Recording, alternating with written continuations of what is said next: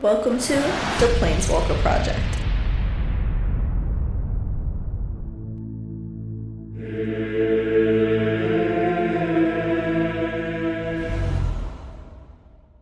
Guided by Nature is the mono green deck of the Commander Anthology set and is by far my favorite of them.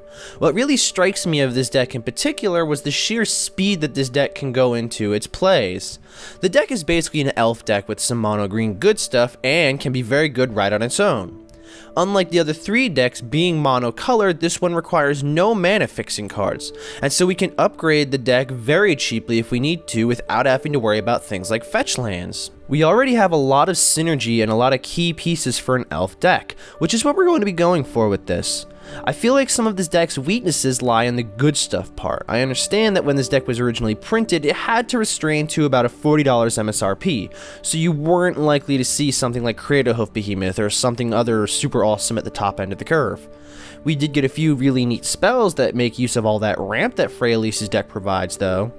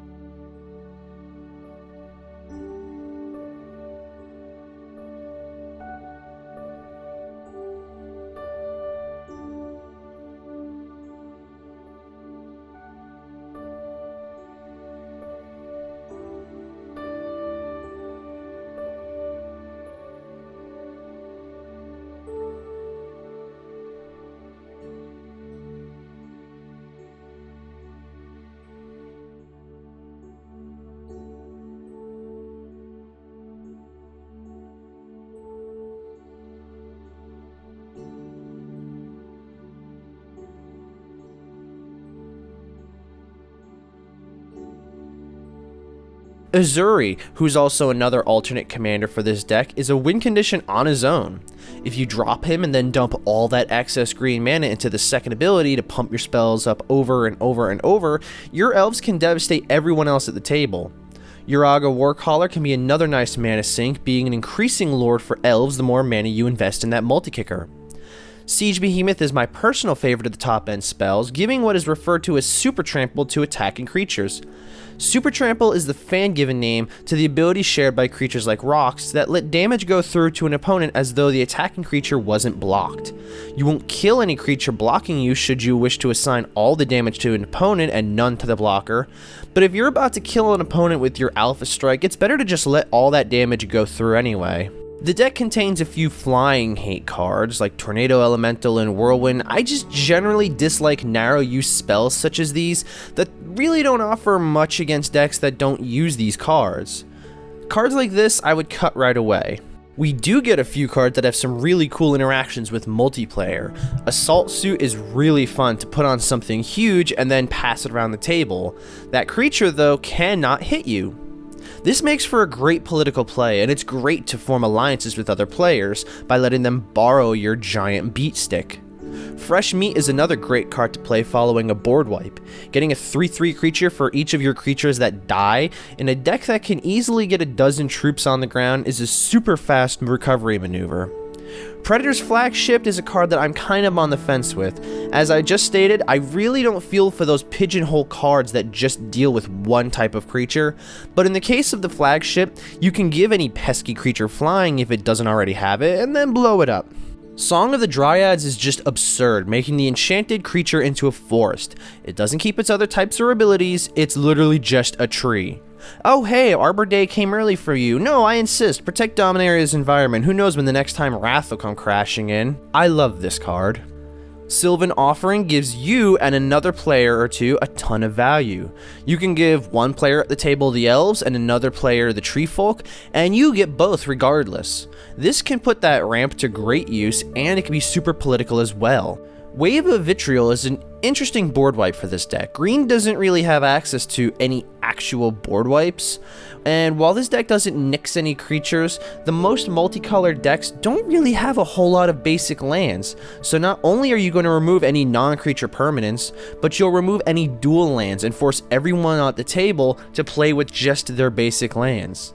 In certain multicolored decks, this can be devastating, as they might only be running a few basic lands and not get one basic land for each of the cards they had to sacrifice. Now, what can we add to this deck to improve its strategy without getting into too much extra green? Well, continuing with some of this elven goodness, Bellowing Tangleworm gives our board Intimidate, making them completely unblockable by anything outside of artifact creatures and green creatures. Elvish Champion synergizes very well with Song of the Dryads, making our field entirely unblockable and gives it an anthem. Wirewood Channeler is another nice mana ramp that we can include, and while it's the most expensive to cast of the bunch, its ability rivals that of the Priest of Titania and Elvish Archdruid. Redundancy in this form is always useful. Yeva, Nature's Herald, is useful for giving our green creatures flash. If you add in something like Craterhoof Behemoth, which really isn't a super budget upgrade, but something this deck will very much want, you can drop it as a combat trick and suddenly, your board that's attacking becomes gigantic. Elvish Promenade is another must-have. It'll double the number of elves in play, which will make your army even larger. Elvish Guidance is a lot like our Wirewood Channeler, though it's an enchantment that's going to target a land. This is going to make it even more resilient to removal, as not every commander deck is going to run either enchantment or land hate, but most decks are going to run creature removal, meaning this card's going to kind of be able to walk around that kind of spell. Tempt with Discovery is quickly becoming one of my favorite green ramp spells in Commander, always guaranteeing that you're going to get the better end of the deal, regardless of if just one player decides to go for a land. We can always use more card draw, so something like Slate of Ancestry can quickly refill our hand and then some. Wirewood Lodge is perfect for this deck. You can use this in conjunction with our Mana Flood dorks and make double the amount of mana from them.